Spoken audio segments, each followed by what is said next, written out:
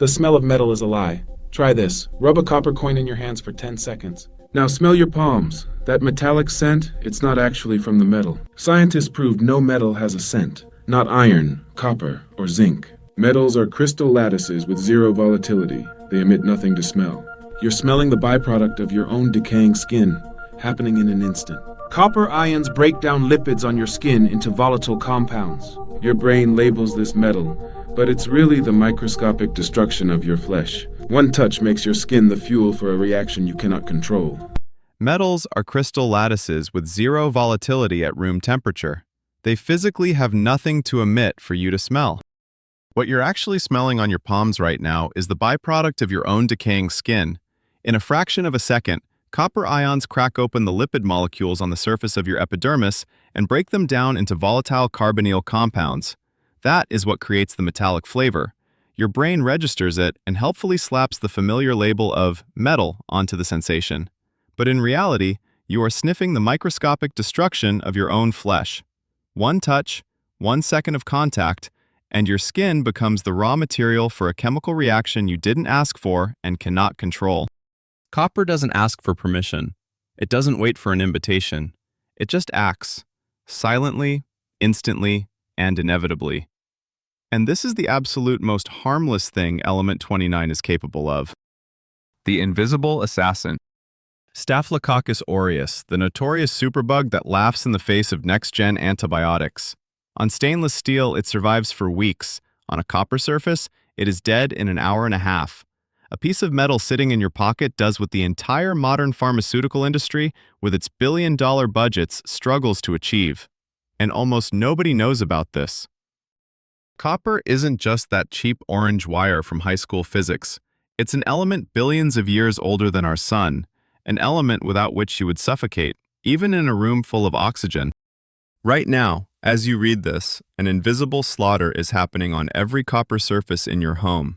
A doorknob, a faucet, an old coin in a drawer.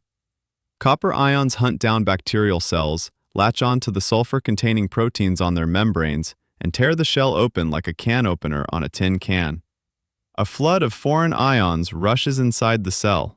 The osmotic balance collapses. But that's only Act 1. Once inside, copper generates hydroxyl radicals, reactive oxygen species that shred the bacterial DNA to pieces.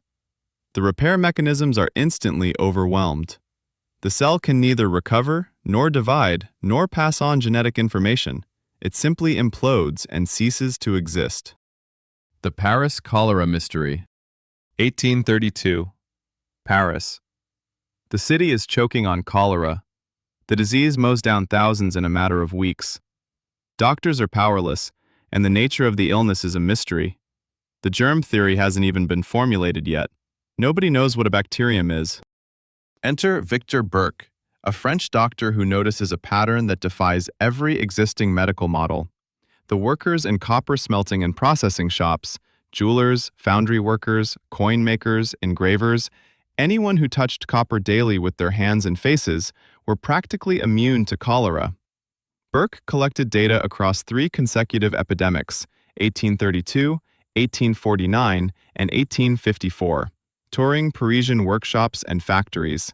The results were mind-blowing. Among copper workers, cholera infection rates were exponentially lower than the general population. Burke presented his findings to the French Academy of Sciences. They listened with polite interest but couldn't explain it. Understanding why copper protects against infection was physically impossible in 1850. His discovery was shelved for over 150 years, until Professor Bill Keevil from the University of Southampton dusted it off, armed with 21st century molecular biology. In the 2000s, Keevil detailed the mechanism of the oligodynamic effect. A microscopic concentration of ions equals total annihilation. Copper ions hook onto the sulfur atoms in the bacterial membrane. The membrane ruptures, causing osmotic shock. Then comes the cascade. DNA strands are severed in hundreds of places at once. E. coli vanishes in 10 minutes. MRSA in 1.5 to 2 hours. Influenza A in 75 minutes. On stainless steel, these same organisms thrive for days or weeks. On plastic, months. The modern neglect. 2008. The US EPA officially registers copper alloys as antimicrobial materials. For the first time in history, a solid surface gains the legal status of an infection control agent. Clinical trials showed a 58% drop in hospital-acquired infections just by swapping steel surfaces for copper ones. No antibiotics, no bleach, just a different metal on the doorknobs and bed rails. 2019. COVID-19 hits and copper steps back into the spotlight. Scientists tested how long the SARS-CoV-2 virus survives on different surfaces.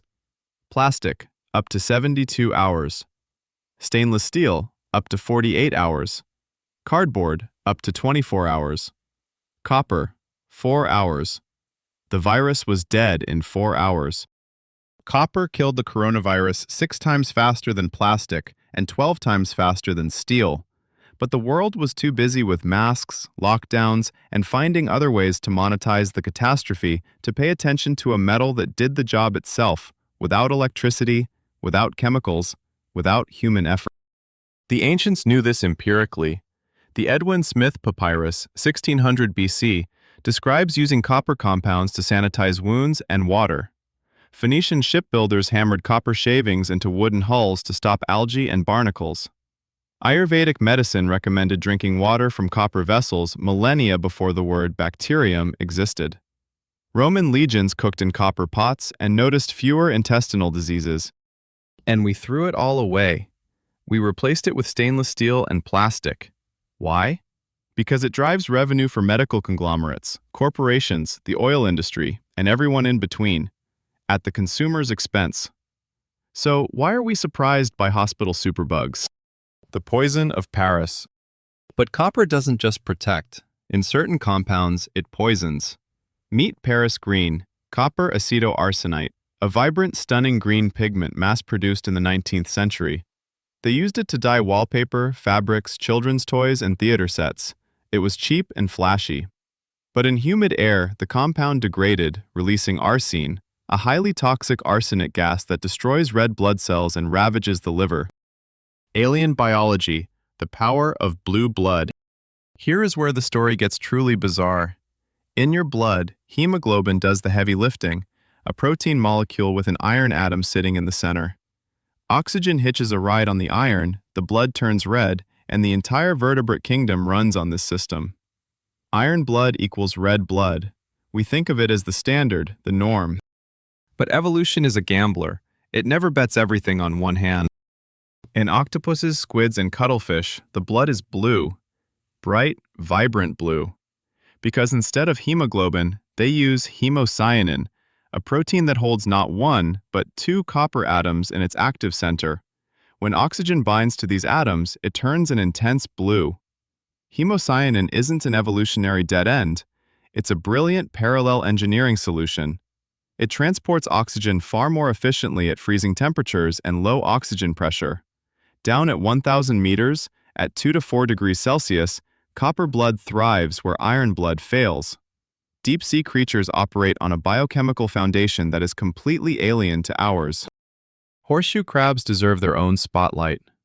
These ancient creatures haven't changed in 450 million years, surviving all 5 mass extinctions. Their blue blood contains amoebocytes, cells that instantly clot into a gel upon contact with bacterial endotoxins. The pharmaceutical industry uses this exact blood for the LAL test, the gold standard for checking sterility. Every vaccine, injectable drug, and implant is tested using horseshoe crab blood. A single liter of it is worth around $15,000. The razor's edge. But let's look closer to home. Cytochrome C oxidase, the final enzyme in your mitochondria's respiratory chain, relies on copper atoms. Without it, your cells cannot use oxygen to produce ATP, your body's energy. Every breath, every muscle twitch, every thought only happens because the copper inside your cells is processing oxygen. Furthermore, ceruloplasmin, a blood protein carrying copper, regulates your body's iron metabolism. Without it, iron cannot properly integrate into hemoglobin.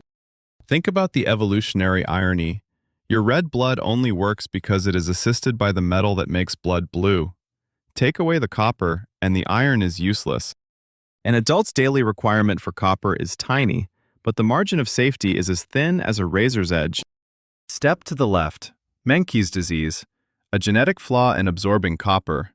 The result is a decaying nervous system, brittle bones, aneurysms, and death in early childhood. Step to the right. Wilson's disease.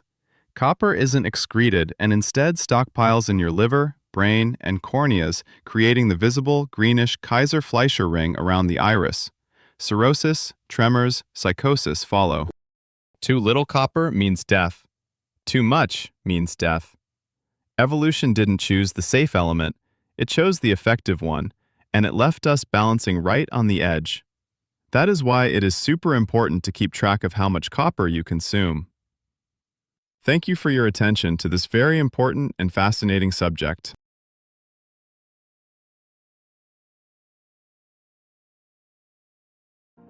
This has been a presentation in our wellness series made with care for you by the Vitamin app, your partner in nutritional health.